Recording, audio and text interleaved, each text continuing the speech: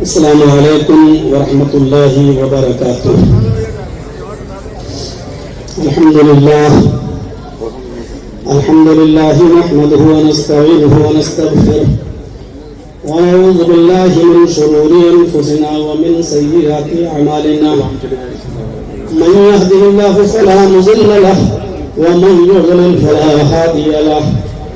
وأشهد أن لا إله إلا الله وحده لا شريك له وأشهد أن محمدا عبده ورسوله. أما بعد فإن خير الحديث كتاب الله وخير الهدي هدي محمد صلى الله عليه وسلم وشر الأمور محدثاتها وكل محدثة بدعة وكل بدعة ضلالة وكل ضلالة في النار. أعوذ بالله من الشيطان الرجيم. بسم الله الرحمن الرحيم. يا أيها الناس إنا خلقناكم من ذكر وأنثى وجعلناكم شعوبا وقبائل لتعارفوا إن أكرمكم عند الله يتقاكم. رب اشرح لي صدري ويسر لي أمري واحلل عقدة من لساني يفقهوا قولي. اس عظیم الشان کانفرنس کے عظیم صدر فضیلت الشیخ اصغر علی امام مہدی حفظہ اللہ، امیر مرکزی جمعیت اہل حدیث ہند، جن کی زیر نگرانی جمعیت نے الحمدللہ بہت ترقی کی ہے. کبھی بالکل بند ہو چکی تھی، رسالے تک بند ہو چکے تھے، ترجمان تک بند ہو چکا تھا، بلڈنگیں بہت خستہ حال تھیں. الحمدللہ اب کروڑ روپے کا کام بھی ہو رہا ہے. ابھی ہم لوگ عاملہ کی میٹنگ میں گئے تو وہاں یہ چرچا چلا تھا کہ اس بلڈنگ کو تعمیر کرنے کے لیے بجٹ کا انتظام کیسے کیا جائے، اور پھر سب کے اوپر ذمہ داری سونپی گئی. اللہ رب العالمین ہماری جمعیت و جماعت کو حاسدین کے حسد سے محفوظ فرمائے. مرکزی جمعیت اہل حدیث امیر محترم کے بعد مشرقی یو پی کے امیر محترم جناب حافظ عتیق الرحمان صاحب اور ناظم فضیلت الشیخ شہاب الدین مدنی حفظہ اللہ. میں جب لکھنؤ میں آیا تو مجھے پتا چلا کہ دور تھا کہ لکھنؤ کے اندر جمعیت و جماعت کو کوئی پہچاننے والا نہیں تھا. اور جب میں نے 4-5 سال پہلے جب یہاں ہم نے اپنا قدم رکھے تب مجھے بتایا گیا کہ الحمدللہ اب مشرقی جمعیت اور ضلعی جمعیت کی قد و کاوش سے اتنا کام ہوا ہے کہ آج الحمدللہ 22 مسجدیں ہیں اطراف کے اندر اور لکھنؤ کے اندر جمعیت کے. تقریباً 1-2 مسجدوں کو چھوڑ کر میں ساری مسجدوں میں جمعے کے خطبے بھی دے چکا ہوں. اللہ رب العالمین ہماری جمعیت و جماعت کو اور مستحکم فرمائے. اتنی دور سے سفر کر کے آئے ناگپور کی سرزمین سے ہمارے خازن صاحب وکیل پرویز صاحب، جنہوں نے ہمیشہ مجھے اپنے بیٹے کی طرح سمجھا اور 20 پروگرام انہوں نے ناگپور کی سرزمین پہ ہمارے کروائے. عمر کے 90 سال بھی پورے کر چکے ہیں وہ، تقریباً 90 سال سے اوپر، لیکن اس وقت بھی جمعیت اور جماعت کی میٹنگوں میں اور جلسوں میں ابھی بھی وہ شریک ہوتے ہیں. بہت سی بیماریوں میں ملوث ہیں. اللہ رب العالمین ان کو شفائے کاملہ اور عاجلہ عطا فرمائے. میں یقیناً یہ سمجھ رہا تھا کہ آج مجھے بہت جلدی ٹائم مل جائے گا، اور پرسوں یا نرسوں میں بہار میں تھا تو مجھے عتیق الرحمان صاحب نے فون کیا اور مجھے یہ بتایا کہ آپ کا ٹائم مغرب کے بعد ہے. تو میں مغرب کے بعد اپنے حساب سے گاڑی منگایا اور فوراً بیٹھا، اور تب سے میں بیٹھا ہوا ہوں. لیکن مجھے شہاب الدین مدنی صاحب نے یہاں بتایا نہیں، آپ کا بالکل لاسٹ میں ٹائم ہے، نصف الختام ہے. میں یہ سوچ رہا تھا کہ اب تو میں لوکل ہوں، لکھنؤ ہی کا ایک باشندہ ہو گیا ہوں، تو اب گھر کی مرغی دال برابر مجھے پہلے ہی نپٹا دیا جائے گا اور میں معاملے کو نپٹا کے جلدی سے نکل جاؤں گا. لیکن اس وقت بھی مجھے باللاسٹ ہی میں ٹائم ملا. بہرحال میں ممنون ہوں، مشکور ہوں. اللہ رب العالمین سے دعا کرتا ہوں کہ بارے الہ اس پروگرام کو جس مقصد کے تحت رکھا گیا اس مقصد میں ہمیں پوری کامیابی عطا فرما. اس میں کوئی شک نہیں کہ اسلام انسانیت کا سب سے بڑا علمبردار مذہب ہے اور فساد برپا کرنے والوں کو سخت سزا دینے کی بات کرتا ہے. وہ اللہ رب العالمین نے یہ منافقوں کی صفت بیان کی ہے وَإِذَا قِيلَ لَهُمْ لَا تُفْسِدُوا فِي الْأَرْضِ قَالُوا إِنَّمَا نَحْنُ مُصْلِحُونَ. یہ تو منافقوں کا کام ہوتا ہے. جب ان سے کہا جائے کہ زمین میں فساد مت پھیلاؤ تو وہ کہتے ہیں ہم تو اصلاح کرنے والے ہیں, ہم تو اصلاح کرنے والے ہیں. الا انہم هم المفسدون. اللہ نے کہا ہوشیار رہنا ان سے, یہی فسادی ہیں. یہ اصلاح کا دعویٰ کرتے ہیں لیکن اصلاح کرتے نہیں ہیں, یہ فسادی ہیں. ان کو معلوم نہیں کہ کس طریقے سے فساد زمین پر برپا کرتے ہیں. میرے بھائیوں, قرآن کریم کی اس آیت کو سنیے. یا ایھا الناس انا خلقناکم من ذکر و انثی. اللہ رب العالمین نے فرمایا کہ آئے ساری دنیا کے انسانوں, ہم نے تم کو ایک مرد سے اور ایک عورت سے پیدا کیا ہے. اس کا مطلب آپ سمجھ رہے ہیں, ایک مرد اور ایک عورت سے پیدا کرنے کا مقصد یہ بتانا مطلب ہے کہ تم لوگوں میں انسانیت کے اعتبار سے کوئی فرق نہیں ہے, کوئی چھوٹا بڑا نہیں ہے, سب ایک باپ کی اولاد ہیں. لہذا آپس میں بھائی بھائی ہیں, کیونکہ تمہارا باپ ایک ہے اور تمہاری ماں ایک ہے. ہم نے تمہارے شعبے, تمہارے قبیلے, تمہاری برادریاں ہم نے بنائی ضرور ہیں, لیکن اس لیے نہیں کہ تم یہ کہہ سکو, کہو کہ ہم فلاں سے اوپر ہیں, فلاں سے اونچے ہیں, ہماری کاسٹ یہ ہے, ہم فلاں سے افضل ہیں. نہیں, ان اکرمکم عند اللہ اتقاکم. بڑا وہی ہے جو اللہ کی نظر میں سب سے زیادہ ڈرنے والا ہے, اللہ کا سب سے زیادہ خوف کھانے والا ہے. یہ انسانیت کی تعلیم سے بھری ہوئی آیت ہے جو ساری دنیا کے مسلمانوں کو آپس میں بھائی بھائی بتاتی ہے. اور انصاف کا تقاضا یہی ہے کہ اکثریت کو یہ چاہیے کہ اقلیت کا خیال رکھا جائے. خلفائے راشدین کے دور میں اقلیت کا ہمیشہ خیال رکھا گیا ہے. آپ کو ایک واقعے کی طرف لے کر چلنا چاہتا ہوں. اس واقعے کو علامہ ذیلعی نے اپنی کتاب نصب الرایہ کے اندر بیان کیا ہے. نصب الرایہ میں بیان کرتے ہوئے وہ لکھتے ہیں کہ حضرت عمر فاروق رضی اللہ تعالی عنہ کو پتا چلا کہ مقام حیرہ میں, شام کی ایک بستی تھی, ایک شہر تھا جس کا نام حیرہ تھا. اس حیرہ شہر کے اندر ایک مسلمان نے کسی یہودی کا قتل کر دیا, اور اس حیرہ بستی کے اندر اسلامی حکومت ہے.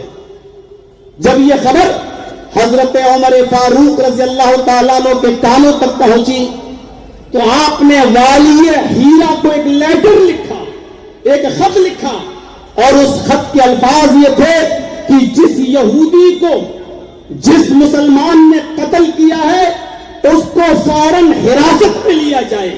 علامہ ذیلی جیسی شخصیت لکھ رہی ہے نصب الرایہ میں, اس مسلمان کو فوراً حراست میں لیا جائے, اور آئے والی حیرہ اس مسلمان کو مقتول کے ورثاء کے سامنے پیش کرو, یہودی کے رشتہ داروں کے سامنے پیش کرو. اور یہودی کے رشتہ داروں کو اختیار ہے, اس کے ورثاء کو اختیار ہے, چاہے تو مال لے کر اس کو چھوڑ دے یا معاف کر دے. اگر انتقاماً وہ قتل کا بدلہ قتل چاہتا ہے تو پھر اس مسلمان کو بھی قتل کر دیا جائے. اگر یہاں میڈیا کے افراد ہو تو لکھیں یہ خلفائے راشدین کا وہ روشن زمانہ تھا اور تابناک زمانہ تھا جہاں والی حیرہ کو لیٹر لکھا جا رہا ہے اور پھر مسلمان کو حراست میں لیا جا رہا ہے, اور مسلمان کو حراست میں لینے کے بعد, گرفتار کرنے کے بعد اس کو مقتول کے ورثاء کے سامنے پیش کیا جاتا ہے. مقتول کے ورثاء نے دیت لینے سے منع کر دیا, مقتول کے ورثاء نے معاف کرنے سے منع کر دیا, اور پھر تاریخ کہتی ہے کہ خون کے بدلے میں خون یعنی انتقاماً اس مسلمان کو بھی قتل کیا گیا اور والی حیرہ نے اس مسلمان کا قتل کروایا. میرے پیارے ساتھیوں, یہی اسلام کی وہ صاف و شفاف تعلیم ہے کہ اکثریت اقلیت پر ظلم نہ ہونے دے, الپ سنکھیکوں پر ظلم نہ ہونے دے. اور اس سلسلے میں خلفائے راشدین کا زمانہ میرے بھائیوں ایسی تعلیمات سے بھرا پڑا ہے. آپ غور کریں حضرت عمر فاروق کے اس لیٹر پر. اور اتنا ہی نہیں, آپ آگے چلیں کتاب الاموال کے اندر میرے پیارے ساتھیوں, عبید قاسم ابن سلام کی کتاب ہے کتاب الاموال. اس کتاب کے اندر ایک واقعہ ہم اس سے نقل کرتے ہوئے آپ کے سامنے رکھتے ہیں. ایک ذمی کاشتکار تھا اور جس کا باغ تھا بیچارے کا, اس باغ کے اندر حضرت عمر فاروق کی طرف سے متعین کردہ ایک فوجی اس باغ کے اندر گھس گیا. وہ ذمی کا تھا, وہ ایک غیر مسلم کا باغ تھا, اور اس نے اس باغ میں گھس کر, اس یہودی کے اس ذمی کے باغ میں گھس کر وہاں سے انگور توڑ لیے اور انگور کو کھانے لگا. یہ شکایت پہنچائی گئی اس باغ کے مالک نے, امیر المومنین آپ کا ایک فوجی میرے باغ میں آتنک مچا رہا ہے, میری اجازت کے بغیر میرے باغ میں گھس گیا ہے اور اس نے میرے باغ سے انگور توڑے ہیں. حضرت عمر فاروق نے سارے کام چھوڑے, اس ذمی کے ساتھ اٹھے, وہاں تک پہنچے. کیا دیکھتے ہیں کہ ذمی بالکل سچ بول رہا ہے اور وہ فوجی, وہ سپاہی انگور کھا رہا ہے. حضرت عمر فاروق نے اس فوجی سے پوچھا, یہ کیا معاملہ ہے, تمہیں اس باغ کے انگور کھانے کی اجازت کس نے دی ہے؟ اس فوجی کی آنکھوں میں آنسو تھے اور اس نے کہا, میرے مومنین, میں نے اپنی مرضی سے یہ انگور نہیں کھائے. کہا کیوں, پھر کیسے کھائے؟ کہا میرے پاس کچھ نہیں تھا اور بھوک نے مجھے نڈھال کر دیا تھا.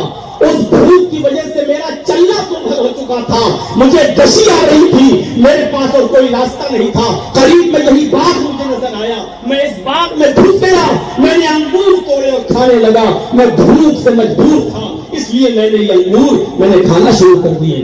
حضرت عمر فاروق نے اس کی بھوک کی حالت پر نظر ڈالی اور اس ذمی سے پوچھا کہ یہ بتاؤ, یہ انگور کا تم کیا مال لینا چاہتے ہو؟ بس بدلہ بتائیے, کتنے کا کھجور کتنے کا انگور کھایا ہوگا؟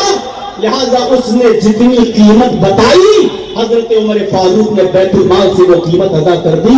یعنی ایک خوشہ کھجور بھی اس ذمی کا نہیں ہڑپ کیا کہ ارے کھا لیا تو کیا ہوا. آج میرے بھائیوں, کوئی ہے بے قصور ثابت ہو جانے کے بعد, عدالتوں سے بھی بے قصور ثابت ہو جانے کے بعد, کیا کوئی ہے جو کسی کے ٹوٹے ہوئے اور بلڈوزر چلے ہوئے مکانات پر تعمیر کرا سکے یا اس کا معاوضہ دے سکے؟ خلفائے راشدین کے اس زمانے پر ہمیں اور آپ کو نظر ڈالنا پڑے گی. کتاب الخراج کے اندر ایک واقعہ نقل کیا جاتا ہے کہ کچھ ذمی کاشتکاروں نے شکایت کی, اے امیر المومنین, آپ کے سپاہی ہمارے راستے سے نکلے, ہمارے علاقے سے نکلے, ہماری بستی سے گئے, لیکن انہوں نے ہمارے کھیتوں سے راستہ بنایا اور ہمارے کھیتوں کو انہوں نے روک ڈالا, ہماری فصل کو انہوں نے برباد کر دیا. آپ کے سپاہیوں نے ہمارے کھیتوں سے راستہ نکالا اور یہاں سے راستہ بناتے ہوئے وہ گئے. حضرت عمر فاروق نے فوراً کلاس لے لی اور فوراً آتے ہیں اور اس یہودی ذمی سے ان کاشتکاروں سے پوچھتے ہیں کہ بتاؤ تمہارا کتنا نقصان ہوا. ان کاشتکاروں نے گڑا بھاگ لگایا, حساب کتاب جوڑا اور حساب و کتاب جوڑنے کے بعد فرمایا, امیر المومنین, ہمارے 10,000 درہم کا نقصان ہوتا ہے, 10,000 روپے درہم ہمیں مل جائیں تو ہم آپس میں تقسیم کر لیں گے, ہم آپس میں جس کا جتنا نقصان ہوا ہوگا دے دیں گے. حضرت عمر فاروق نے فوراً اپنے خادم کو حکم دیا اور بیت المال سے 10,000 درہم دلوائے گئے.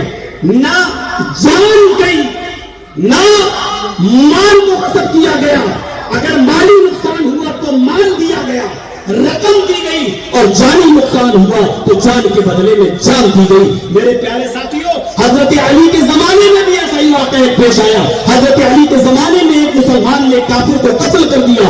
حضرت علی نے اس مسلمان کو گرفتار کروایا, اس کے مقتول کے ورثہ کے حوالے کیا, لیکن مقتول کے ورثہ کسی بھی قیمت پر نہ بیعت لینے کے لیے تیار ہوئے, نہ معاف کرنے کے لیے تیار ہوئے. پھر حضرت علی نے اس ذمی کا انتقام دلوایا, بدلہ دلوایا اور اس مسلمان کو قتل کروایا. یہ واقعات ہیں میرے پیارے ساتھیوں جو بھرے پڑے ہیں, خلفائے راشدین کے بھرے پڑے ہیں, جس سے پتہ چلتا ہے کہ ان لوگوں نے حکومت کیسے چلائی, سلطنت کیسے چلائی, خلافت کیسے چلائی. سب سے لاسٹ میں بولنے کا ایک نقصان یہ ہوتا ہے کہ انسان اپنے ذہن میں جو چیزیں اور جو واقعات سوچ کے آتا ہے, اس سے پہلے کے مقرر وہ سارے واقعات بول چکے ہوتے ہیں. اب ذہن میں جو بنا کر آیا ہے وہ سوچتا ہے کہ یہ تو بول چکا ہے, یہ تو بول چکا ہے, یہ تو فلاں نے بول دیا, یہ تو فلاں نے بول دیا.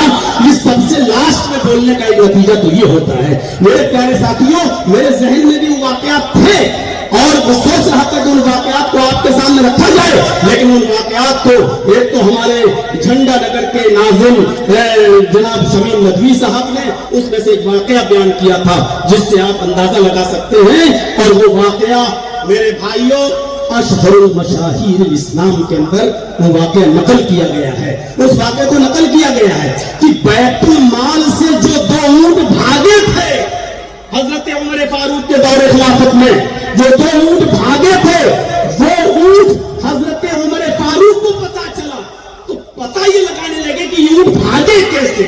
امانت داری دیکھیے، صداقت دیکھیے، سچائی دیکھیے۔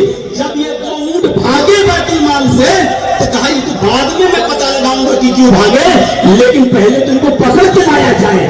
حضرت عمر پیچھے پیچھے بھاگ رہے ہیں اور وہ دونوں اونٹ ان سے آگے آگے بھاگ رہے ہیں، آگے آگے بھاگ رہے ہیں، اور سخت گرمی، چلچلاتی ہوئی دھوپ، اتنی گرمی کے پیروں میں پھلک پڑ جائے، اور اپنے 2 منزلہ مکان پر، عالی شان مکان پر حضرت عثمان غنی کھڑے ہیں، دیکھ رہے ہیں کہ ایک آدمی بھاگتا ہوا چلا رہا ہے، دوڑتا ہوا چلا رہا ہے۔ پہلے تو پہچان نہیں سکے، لیکن دل میں سوچتے ہیں کیا اچھا ہوتا کہ شام کے وقت اپنے کام سے نکلتا، لیکن جب حضرت عمر قریب آئے تو کہا کہ یہ تو امیر المومنین ہے، آواز دی امیر المومنین ادھر آئیے۔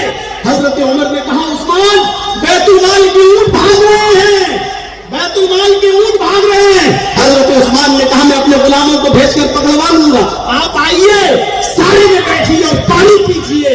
حضرت عمر فاروق کے الفاظ یہ تھے عثمان تیرا پانی تجھے مبارک ہو، عثمان تیرا سایہ تجھے مبارک ہو، امیر المومنین مجھے بنایا گیا ہے، ان اونٹوں کی حفاظت کی ذمہ داری میری ہے، اگر ایک اونٹ بھی غائب ہو گیا تو کل قیامت کے دن ہم کیا جواب دیں گے۔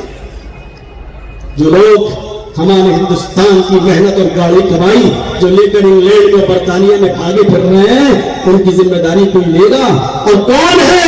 میرے پیارے ساتھی ذرا تصور کریں اور ہم دیکھیں خلفائے راشدین کا زمانہ کیا ہمیں سبق دیتا ہے، کیا سکھلاتا ہے۔ حضرت عمر کے الفاظ عثمان تیرا سایہ تجھے مبارک ہو، عثمان تیرا پانی تجھے مبارک ہو۔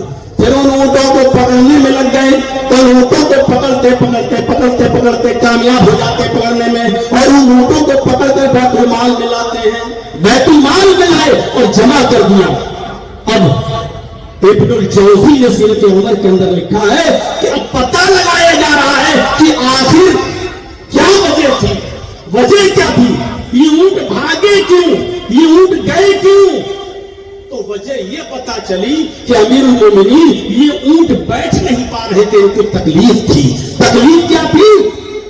ابن الجوزی نے لکھا ہے سیرت عمر کے اندر کہ ان اونٹوں کے دبر میں ان کے لیٹرین کے راستے میں زخم ہو چکے تھے، ان زخموں کی تاب وہ اونٹ نہیں لا پا رہے تھے، ان اونٹوں زخموں کی تاب نہیں لا پا رہے تھے وہ اونٹ، جس کی وجہ سے رسی توڑا کے بھاگ گئے۔ حضرت عمر فاروق نے جب دم اٹھا کر دیکھا ان اونٹوں کی دم کو تو پتا چلا کہ ان اونٹوں کی دبر میں ان کے لیٹرین کے راستے میں زخم ہے، اور جن سے میں نے کچھ گندگی نکل رہی تھی۔ تب حضرت عمر نے مشورہ کیا، خود جنگل گئے۔ سیرت عمر میں ابن الجوزی لکھتے ہیں کہ حضرت عمر جنگل میں گئے، اور جنگل میں جانے کے بعد جڑی بوٹی ڈھونڈی اور جڑی بوٹی توڑ کر لائے، اس کو پیسا۔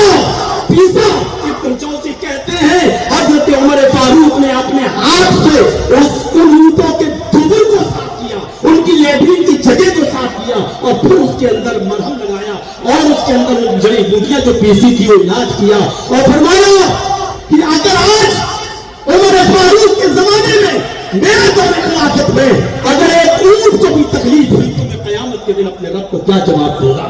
میرے پیارے ساتھیوں، اس واقعے کی روشنی میں میں آپ کو یہ بتانا چاہتا ہوں کہ جو اونٹوں کو غائب نہ ہونے دیتا ہو، جن کی حفاظت کے لیے چلچلاتی ہوئی دھوپ میں نکلتا ہو، وہ شخص انسانیت کی حفاظت کے لیے کیا کرتا ہوگا؟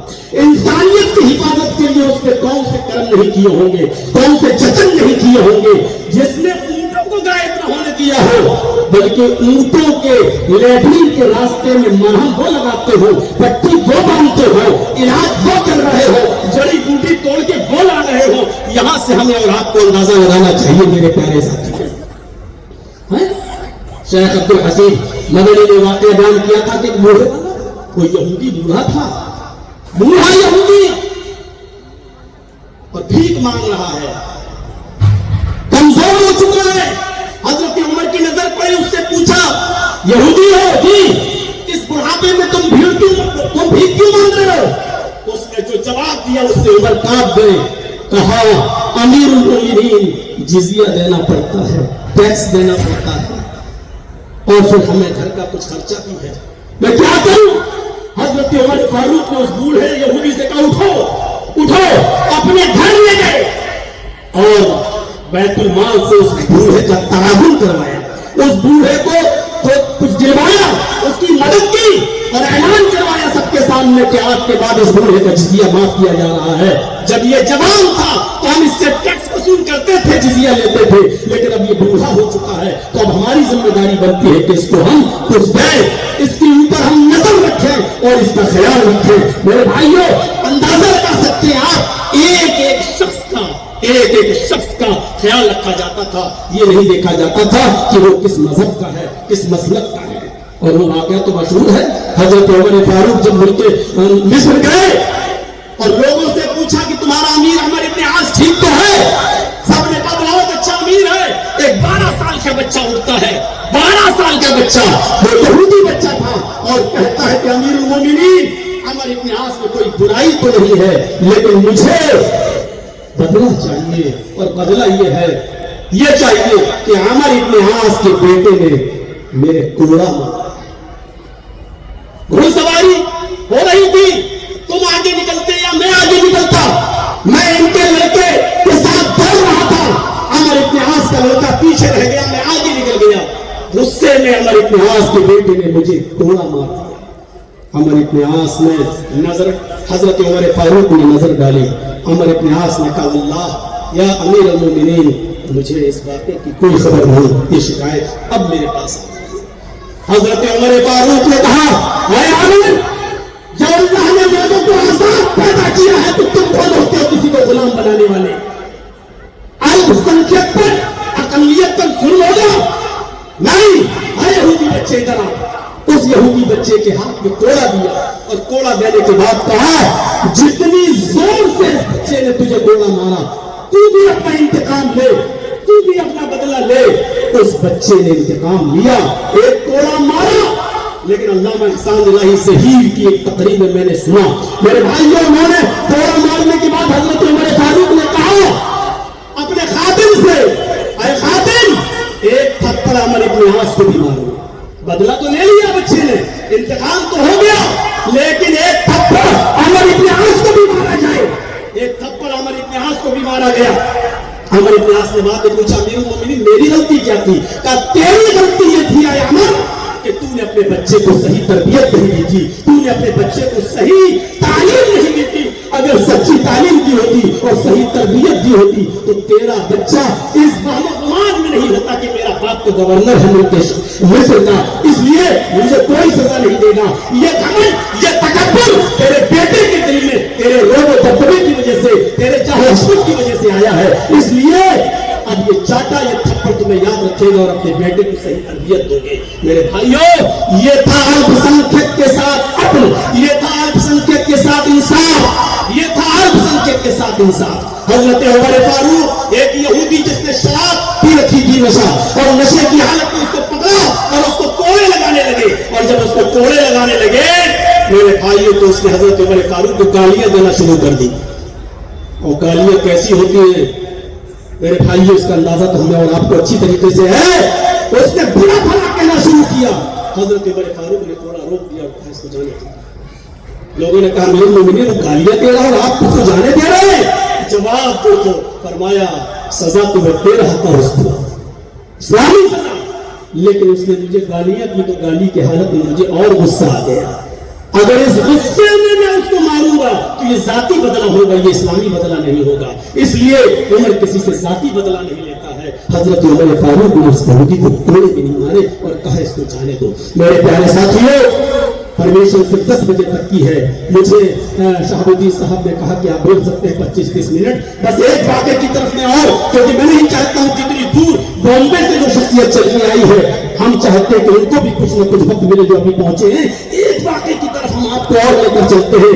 इस वाक़े को भी अशहरुल मशाहीर इस्लाम के अंदर और इब्नुल जौज़ी ने सीरत उमर के अंदर इस वाक़े को नकल किया है।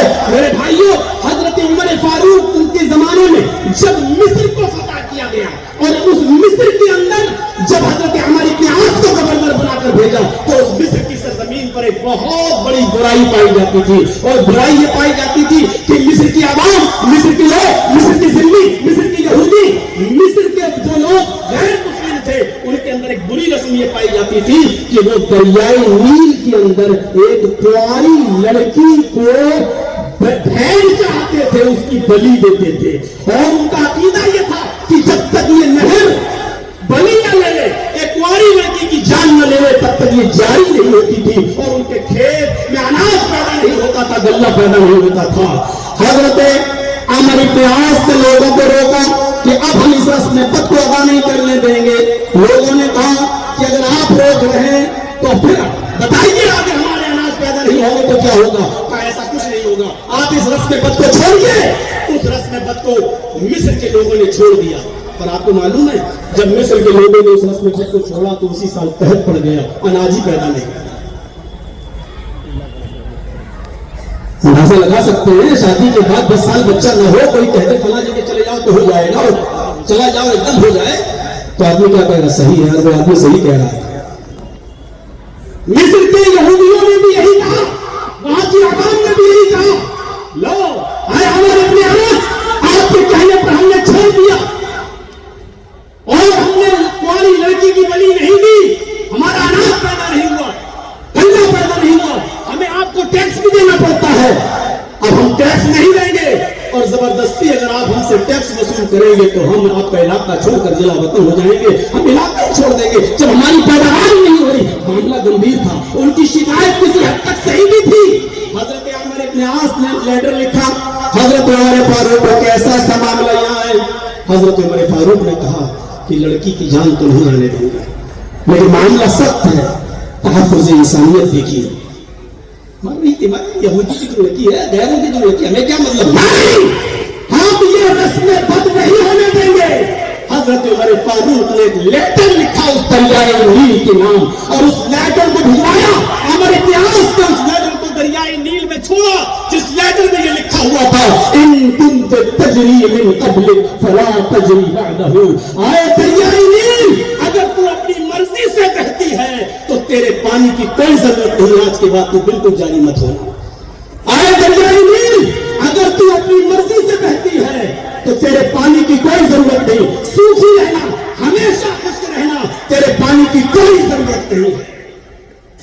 वइन कान अल्लाहु वाहिदुल क़हार हुवल्लज़ी युजरीक, और अगर वो अल्लाह जो क़हार है, वाहिद है, उसके हुक्म से तू जारी होती है, उसके हुक्म से तू बहती है, फनसअलुल्लाह तआला युजरीक, तो मैं अल्लाह ताला से दुआ करता हूं कि वो तुझे जारी कर दे, वो तुझे जारी कर दे। ये खत जैसे दरियाए नील में पड़ता है, दरियाए नील पे ऐसा पानी आता है, ऐसा पानी आता है।